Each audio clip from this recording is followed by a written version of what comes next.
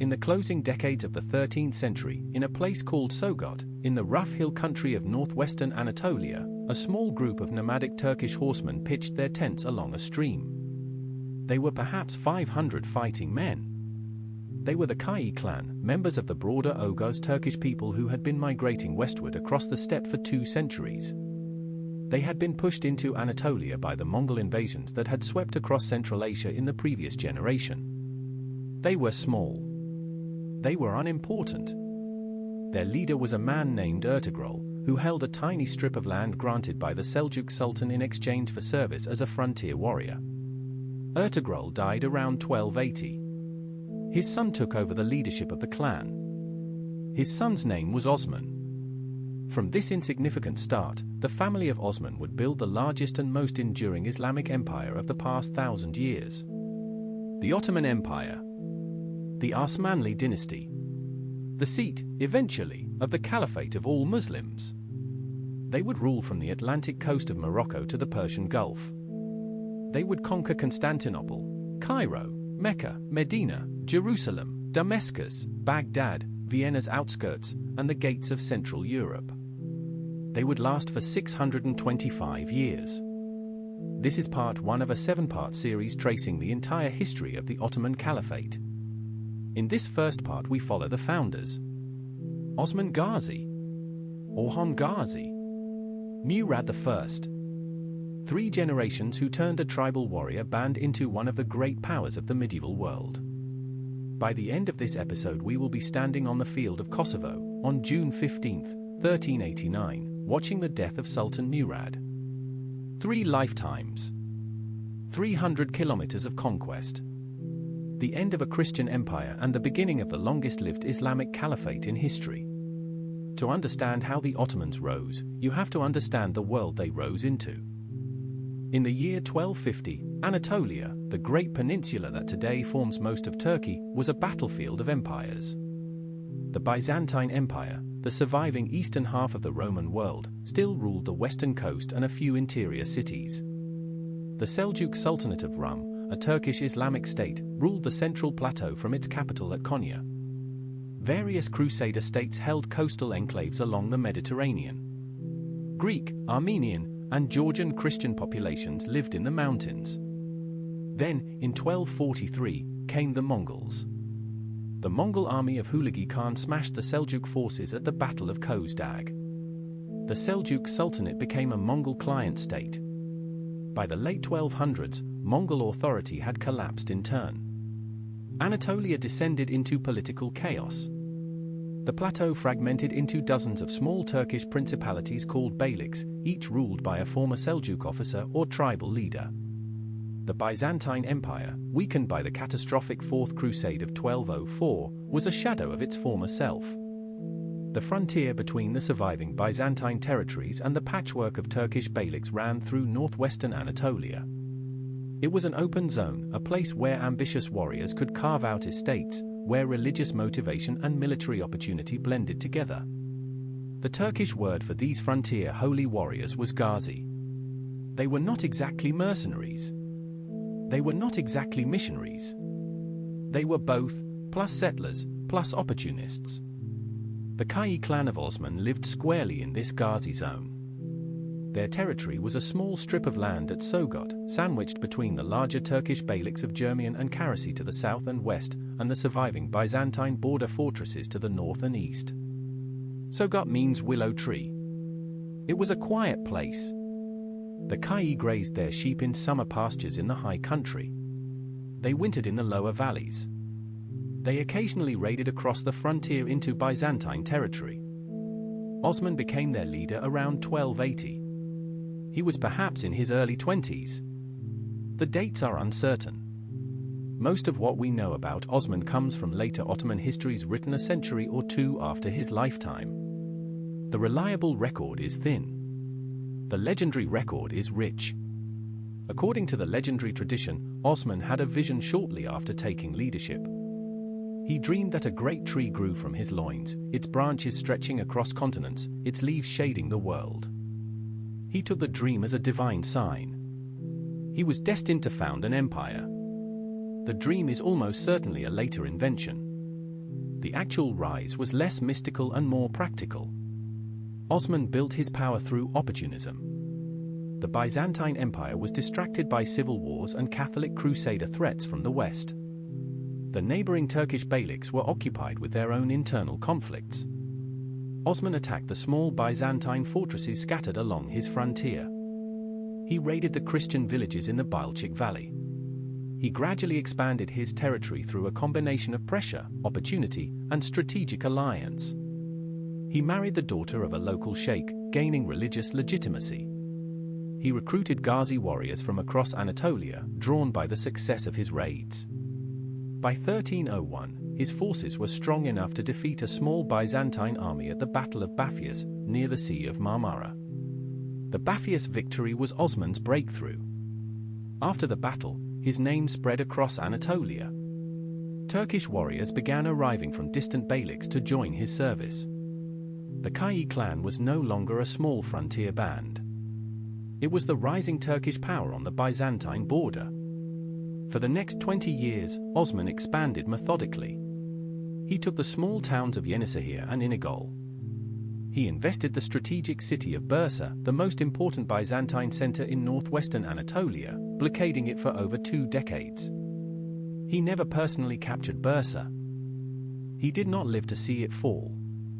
By the time of his death, around 1324, his small frontier emirate had become a regional power controlling several thousand square kilometers and tens of thousands of subjects. Osman is buried in Bursa, in a small tomb that became a shrine for later sultans. His sword, called the Sword of Osman, became the central object of the Ottoman coronation ceremony. Every successive Ottoman sultan would be girded with the Sword of Osman in a ritual modeled on the European tradition of investiture. The dynasty he founded would carry his name for 600 years. Osmanli, the people of Osman. We anglicize it as Ottoman. He was succeeded by his son Orhan, who completed what his father had begun. Orhan was probably born around 1281. He grew up watching his father's emirate expand. By the time he succeeded Osman in 1324, he was an experienced commander. His first major achievement was the long-anticipated capture of Bursa in 1326. The city had been blockaded for over 2 decades. It surrendered to Orhan with terms guaranteeing the lives and property of its Christian inhabitants, a precedent the Ottomans would follow throughout their early conquests. The strategy was deliberate. Mass killings would have driven Christian populations away. Tolerated coexistence allowed the Ottoman state to absorb Byzantine cities, Byzantine economies, and Byzantine populations into its growing administration. Orhan made Bursa his capital. He built mosques, religious schools called madrasas, and the famous covered market called the Kapali Kasi. The city became the political and religious center of the early Ottoman state. Orhan also began the institutional transformation that would define the empire. The original Ottoman force had been a tribal cavalry of Ghazis, men who fought for plunder, religious motivation, and the favor of their leader. Orhan began converting this informal warrior band into a permanent state apparatus. He created the first standing infantry, called the Yaya, paid by the state and equipped with state-issued weapons. He established a system of land grants, called Taima, in which Turkish cavalry warriors were given the right to collect taxes from specific villages in exchange for military service when called upon. Most importantly, he began the recruitment system that would eventually produce the famous Janissary Corps. The system was called the Devshirme, the Levi. The state collected boys, typically aged 7 to 15, from Christian families in the conquered territories of Rumelia. The boys were converted to Islam, given intensive military and administrative training, and absorbed into a permanent professional service. Some were trained as elite infantry, the Janissaries. Some became palace administrators. Some rose to become provincial governors and grand viziers. The system was controversial then and remains controversial in historical memory. It removed boys from their families and converted them to Islam. It also created a professional class loyal directly to the Sultan, with no kinship or tribal loyalties to compete with state service. The result was an unusually meritocratic and effective administrative apparatus, drawn entirely from Christian-born converts who owed their advancement to the Sultan personally. Orhan also expanded the empire's territory. He absorbed the small Turkish Beylik of Karasi to his west, gaining access to the Aegean coast. He defeated successive Byzantine armies sent from Constantinople. He took the cities of Iznik in 1331 and Izmit in 1337. By the late 1340s, the Ottoman state controlled almost all of northwestern Anatolia. The Byzantine emperor in Constantinople, John VI Cantacuzene, was reduced to seeking Ottoman assistance against rival claimants for his own throne. He gave his daughter Theodora in marriage to Orhan in 1346, a humiliating diplomatic concession that signaled the changing power balance. Then came the moment that transformed the Ottoman state from a regional Anatolian power into a transcontinental empire. The crossing of the Dardanelles.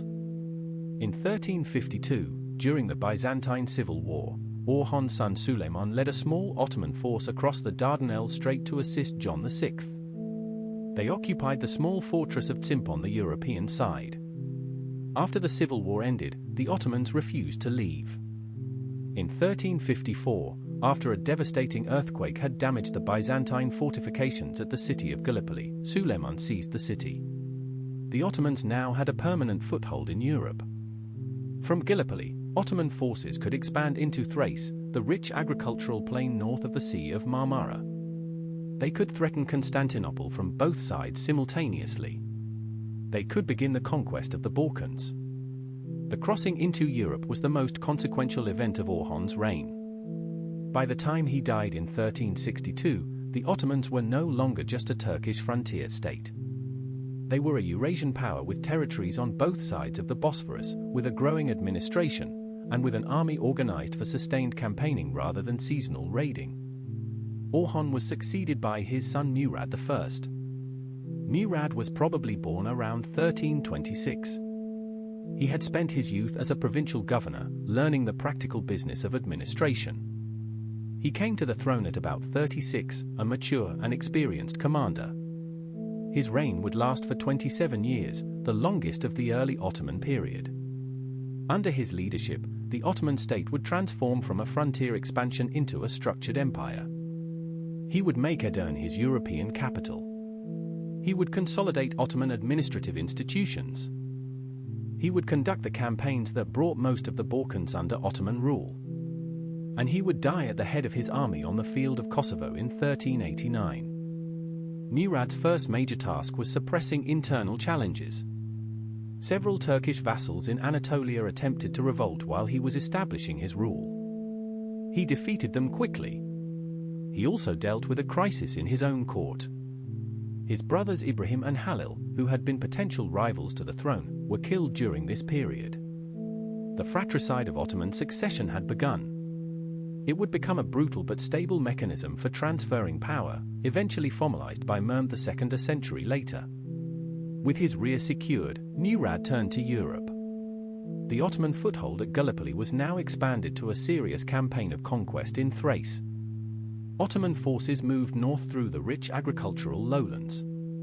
The Byzantine and Bulgarian fortresses fell one by one. The most important conquest was Edirne, the city the Greeks called Adrianople, in 1369. Edirne sat on the major road from Constantinople to the Balkans. It controlled access to the entire region. Murad made it the new Ottoman capital. The state now had two capitals, one in Bursa for its Asian provinces and one in Edirne for its European provinces. The Edirne Palace and the surrounding mosques became the political center of the empire for the next century. Murad's strategy in the Balkans was patient and effective. He combined direct military conquest with the absorption of weaker Christian states as Ottoman vassals. He conquered Plovdiv in 1364. He defeated a Hungarian-Serbian-Bosnian-Wallachian coalition at the Battle of the Maritsa River in 1371, a decisive victory that established Ottoman dominance over the southern Balkans. 2 Serbian princes were killed in the battle. The remaining Serbian and Bulgarian states were forced to accept Ottoman vassalage, paying annual tribute and providing troops for Ottoman campaigns. By the late 1370s, Ottoman territory included most of Thrace, southern Bulgaria, eastern Macedonia, and parts of southern Serbia. The empire was acquiring a remarkable diversity of subjects. Turkish Muslims in Anatolia, Greek Orthodox Christians in former Byzantine territories, Bulgarian Slavs, Serbian Slavs, Albanian Highlanders, Vlach pastoralists, Sephardic Jewish refugees who had begun arriving from Spain after persecutions in the Iberian Peninsula. The Ottoman state, almost from the beginning, was a multireligious and multilingual project. The administrative system that managed this diversity was the millet system.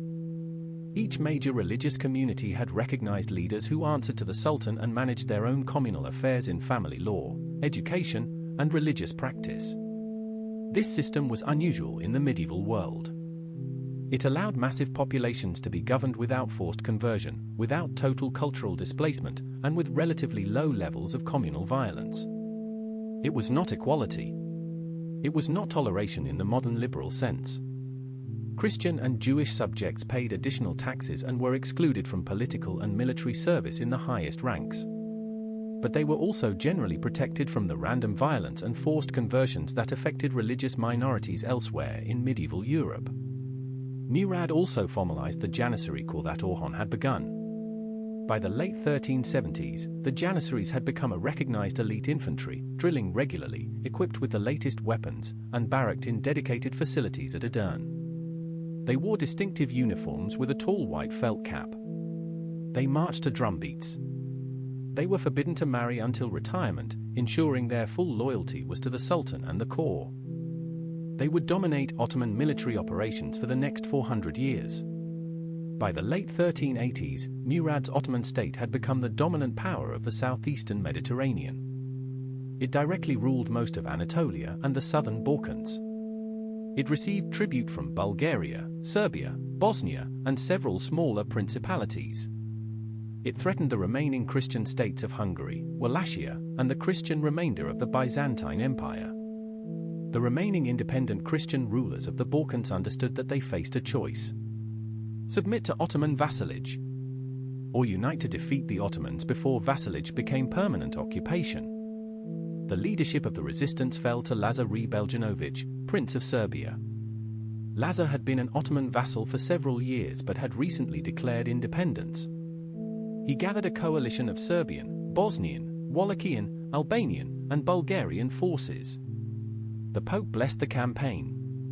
Some Western European volunteers joined. The combined Christian army was perhaps 30,000 strong. Murad raised his own army, perhaps 40,000, primarily Turkish cavalry, with Janissary infantry, plus auxiliary forces from his vassal states including some Christian troops. The two armies met on the field of Kosovo Polj, the Field of the Blackbirds, on June 15, 1389. The Battle of Kosovo is one of the most consequential and most mythologized battles in European history. Almost every detail has been disputed by Serbian, Turkish, and Western historians for 600 years. What we know with certainty is that the battle was bloody and that both commanders died. Murad was killed in the battle, possibly by an assassin who had infiltrated the Ottoman lines disguised as a defector and stabbed the Sultan as he received his apparent surrender, possibly by other circumstances of close combat. The assassin was probably a Serbian noble named Miloš Obilić, though this identification is largely traditional rather than confirmed. Lazar was killed too, captured by the Ottomans during or after the battle and executed shortly thereafter. The battle ended with both armies in disorder. The exact military outcome is disputed by modern historians, but the political outcome is not. The Christian coalition was broken. Serbia became an Ottoman vassal. The Balkans were now under Ottoman dominance, a dominance that would continue with brief interruptions for the next 500 years. The Battle of Kosovo would acquire enormous mythological importance in Serbian national memory. It would be commemorated annually for 6 centuries. It would become the founding tragedy of Serbian national identity. The actual battle, however, was decisive in the opposite direction. It established the Ottomans as the unchallenged power of southeastern Europe. Murad was succeeded by his son Bayezid I. Bayezid had fought at Kosovo. He had ordered the execution of Lazar after the battle. He had also, according to most accounts, ordered the execution of his own brother Jakub Čelebi, who had also been at Kosovo and might have challenged for the throne. The Ottoman fratricide was now a regular practice. Bayezid moved quickly to consolidate power. Within months he had taken vassalage oaths from the surviving Christian rulers of the Balkans. He had begun campaigns into Anatolia to absorb the remaining independent Turkish beyliks. He would lead the Ottoman state to even greater heights, extend its territories, and earn the by-name Yildirim, the Thunderbolt, for his speed of military movement. He would also, within 13 years, lead the empire into the worst catastrophe of its history at the Battle of Ankara, where he would face an opponent named Timur. That story, the catastrophe and the recovery, the interregnum and Mehmed I, will be the subject of part 2 of this series. For now, let us look back at what the first 3 Ottoman sultans achieved. In the lifetime of 3 generations, a tribal warrior band of perhaps a few thousand riders had become a transcontinental empire. They had absorbed the surviving Byzantine territories of northwestern Anatolia. They had crossed the Dardanelles into Europe. They had conquered Thrace, Bulgaria, southern Macedonia, and southern Serbia. They had built capitals at Bursa and Edirne. They had created the Janissary Corps and the timer system. They had developed the millet structure that would govern multiple religious communities for 500 years. They had defeated coalitions of Christian armies and the most powerful princes of the Balkans. They had established the dynasty that would rule from Vienna's gates to the Persian Gulf. The boy from the Kai tribe at Sogod, born sometime around 1250, could not have imagined what his name would mean 600 years later. Osmanli. The people of Osman. The longest-lived dynasty in Islamic history. We have only just begun. So what should we remember about the Ottoman foundation? It was built on 3 legs. Military skill. Administrative innovation. Religious tolerance within a framework of Islamic political dominance. The combination was unusually effective. It allowed the empire to absorb diverse populations without rebellion, to expand continuously for 2 centuries, and to build institutions that survived for half a millennium. Other empires built on military success alone collapsed quickly. Other empires built on religious unity alone could not absorb diverse populations. The Ottomans, in their early generations, built on a combination that worked.